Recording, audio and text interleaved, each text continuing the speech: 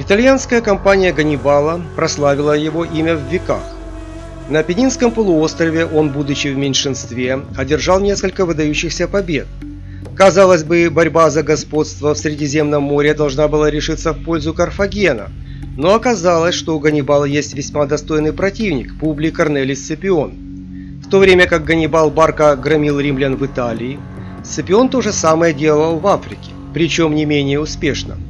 В ряде сражений он истребил много живой силы противника и очень удачно заручился поддержкой вождя одного из нумидийских племен Массинисы.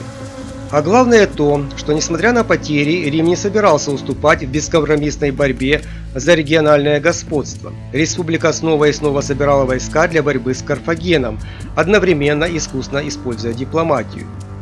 Вопреки традициям Римской республики, армия была пополнена выпущенными из тюрем заключенными и выкупленными за счет государства рабами. Командующий римской армией консул Корнелий Сципион предложил Сенату перенести театр военных действий в Африку, чтобы вернуть Риму стратегическую инициативу. В 204 году до нашей эры Сципион высадился на африканский берег вблизи города Утики с 30-тысячной армией. Против римлян выступили нумидийцы, союзники Карфагена, но Сципион воспользовался распрей между вождями нумидийцев, разбил одного из них Сифакса и вместо него привел к власти его противника Массинису. Когда Массиниса стал союзником Рима, Сципион приобрел лучшую легкую кавалерию Средиземноморья. Нумидийцы были прирожденными всадниками. Они не имели никаких доспехов, а вооружены были лишь дротиками и легкими щитами. В битве при Заме нумидийцы сражались как на стороне Рима, так и на стороне Карфагена. Действия Сципиония в Африке были столь успешны, что возникла непосредственная угроза карфагенской столице, поэтому Совет суффитов отозвал Ганнибала из Италии. Перед битвой в октябре 202 года до нашей эры случилось частичное затмение солнца. Для суеверных карфагенян это было дурным предзнаменованием. Ганнибал не хотел сражаться, но Сципион принудил его принять бой. Поэтому в продолжении всей ночи Ганнибал руководил разбивкой лагеря и копанием колодцев. Карфагеняне были утомлены и страдали от жажды. Естественно, это снизило их силу духа. А римляне приняли бой с воодушевлением, чему способствовали их предыдущие победы в Африке. Римская армия имела 20 тысяч пехотинцев и 10 тысяч всадников. Карфагенская армия насчитывала 35 тысяч пехотинцев, среди которых было много наспех собранных ополченцев. Также было 3000 всадников и 80 слонов. Боевые слоны являлись грозной силой, но их совсем недавно привели из Центральной и Северо-Западной Африки и не успели как следует обучить. Таким образом, у римлян было преимущество в кавалерии, а у карфагенян в пехоте. Соотношение сил было почти зеркальным по сравнению с битвой при Каннах. Оказалось, что количество кавалерии стало одним из решающих факторов победы. Сципион знал, что его пехоте придется столкнуться с большим количеством боевых слонов, поэтому он построил пехотинцев так, чтобы они могли легко маневрировать. В первой линии стояли гастаты, позади них принципы и триарии. В третьей линии находились стрелки и лучники, а также вспомогательные войска италийцев. По замыслу Сципиона при атаке слонов первая и вторая линии римлян должны были расступиться и дать слонам проход, где они попадали под плотный обстрел третьей линии. Конница построилась на флангах. Особенно сильной была нумидийская конница Массинисы, стоящая на правом фланге римского войска. Нумидийцы перемещались с невероятной быстротой, утомляя неприятеля непрерывными обстрелами со всех сторон. Карфагеняне выдвинули слонов и легкую пехоту вперед, а вторую линию расположили в 200 метрах за первой. Ганнибал хотел отвлечь с поля сражения римскую кавалерию, а затем окружить римскую пехоту. В случае неудачи он рассчитывал отвести карфагенскую армию в укрепленный лагерь.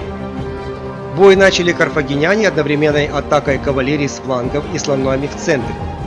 Более многочисленная римская кавалерия отбросила конницу карфагенян и бросилась за ней в погоню, быстро исчезнув из поля зрения. Отступление конницы Ганнибала было намеренным, ей поставили задачу увести конницу врага подальше от поля сражения. Итак, первоначальный расчет Ганнибала удался. Временный численный перевес перешел к нему. При атаке слонов римские пехотинцы стали осуществлять план Сципиона. Гастаты и принципы разошлись вправо и влево, освободив для животных проходы. В результате необученные слоны пробежали по ним, не нанеся римлянам существенных потерь. Продвинувшись вперед, слоны попали под шквальный огонь лучников и стрелков-велитов, что вызвало у животных панику. Слоны развернулись и побежали назад, изрядно проредив первую линию карфагенских войск и посеяв в них неуверенность. Несмотря на бегство слонов, Ганнибал продолжил атаку в центре своей пехотой. Собственно, ему ничего другого не оставалось. В атаку пошли иберийские наемники, а также недавно призванные, фактически необученные граждане Карфагена и союзные македоняне. Римская пехота ринулась навстречу первой линии карфагенян и потеснила ее, поскольку от не имевших боевого опыта граждан не было особого толку. Большое количество неуверенных в себе солдат ослабляло более опытных бойцов. Увидев это, Ганнибал послал в наступление вторую линию своей армии, и перевес сил частично изменился. При этом Ганнибал предпринял попытку охватить фланги противника своей третьей, самой сильной линии, состоящей из ветеранов, которые сражались с ним 15 лет в Италии. Такой прием охвата флангов противника отборными частями пехоты он применял во многих сражениях. Ранее это обеспечило ему успех. Но Сципион сделал аналогичный ход, то есть выдвинул на фланги своих принципов и триариев. Завязался упорный бой, в котором с одной стороны командовал лично Ганнибал, а с другой Сципион. Рубка на флангах продолжалась около 2 часов. Тем временем в центре карфагеняне сломили сопротивление гастатов и заставили их отступить.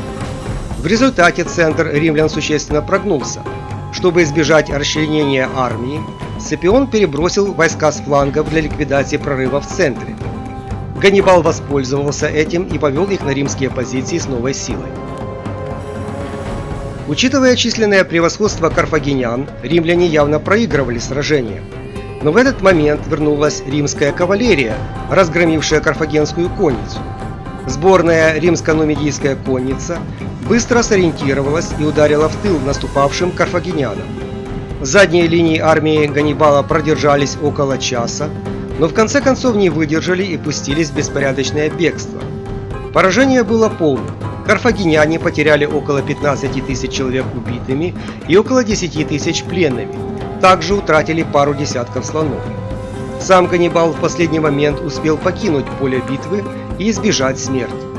Потери римлян были относительно невелики, около 5000 человек. Битва при Заме стала последним сражением Второй Пунической войны. После разгрома у Карфагена фактически не осталось боеспособной армии. Стратегическое противостояние двух главных средиземноморских держав закончилось кардинальным доминированием Рима. Карфагену пришлось заключить мир на весьма невыгодных для себя условиях. Годы его существования фактически были сочтены. И в 146 году до нашей эры Карфаген был окончательно разрушен.